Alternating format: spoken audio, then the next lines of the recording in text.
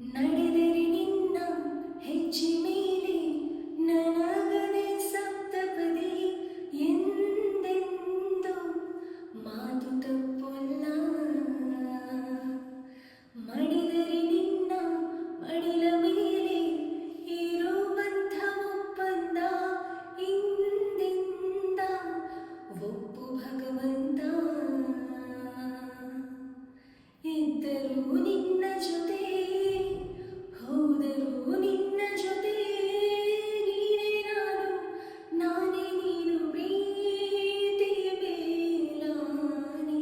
ಕಂಗಳು ಹಿಂದೆಂದೂ ಕಾಣದ ಹೊಸದೊಂದು ಲೋಕಕ್ಕೆ ನನ್ನನ್ನು ನೀ ಸೆಳೆದೆ.